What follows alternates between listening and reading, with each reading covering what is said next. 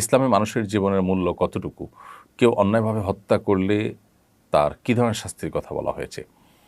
ইসলামে মানুষের জীবনের মূল্য যে কোনো বিষয়ের চাইতে সবচেয়ে বেশি।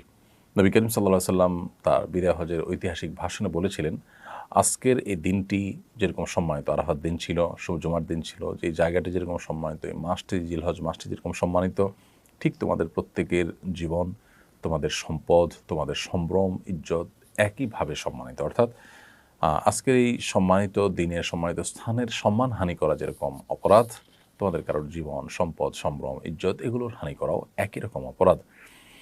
অতএব একজন মানুষের জীবনহানি করা এটা এত বড় অপরাধ যে কোরআনে কারিমে আল্লাহ রাব্বুল আলামিন বলেছেন, ফামান আহইয়াহা ফাকান্নামা আহইয়ান নাসা জামিআ, যে ব্যক্তি কোনো মানুষের জীবন রক্ষা করলো সে ব্যক্তি যেন গোটা বিশ্ব মানবতাকে রক্ষা করলো।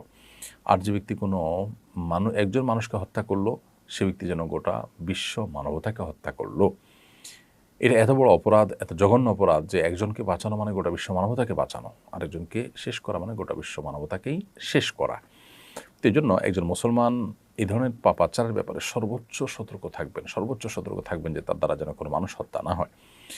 আর যদি কেউ কোনো মানুষকে হত্যা করেন ইচ্ছাকৃতভাবে, জেনে শুনে ঠান্ডা মাথা যদি কোনো মানুষকে হত্যা করেন অন্যায়ভাবে, তো কোরআন কারীমে আল্লাহ তাআলা বলেছেন যে ফাজাযাউহু জাহান্নাম, তার শাস্তি হবে জাহান্নাম এবং সে সেখানে চিরকাল থাকবে। সে যদি এই হত্যাটাকে বৈধ মনে করে, হালাল মনে করে, তাহলে সেক্ষেত্রে সে সেখানে চিরকাল অবস্থান করবে। খুবই জঘন্য একটি কথা। সাধারণত কোনো কবিরা গুনাহে লিপ্ত হলে মানুষ জাহান্নামে চিরকাল থাকে না, কিন্তু কোনো কবিরা গুনাহে লিপ্ত থাকে যখন মানুষ নিজের রাইট মনে করে, ন্যায্য মনে করে, কোনো মানুষের জীবনের কোনো মূল্য যখন তার কাছে থাকে না, তাকে যখন নির্বিচারে হত্যা করাটাকে বৈধ মনে করে নিজের স্বার্থ সিদ্ধির জন্য, তখন সেটা কিন্তু তার চিরকাল জাহান্নামে থাকার কারণ হবে, যেমনটি কোরআন কারিমে বলা হয়েছে।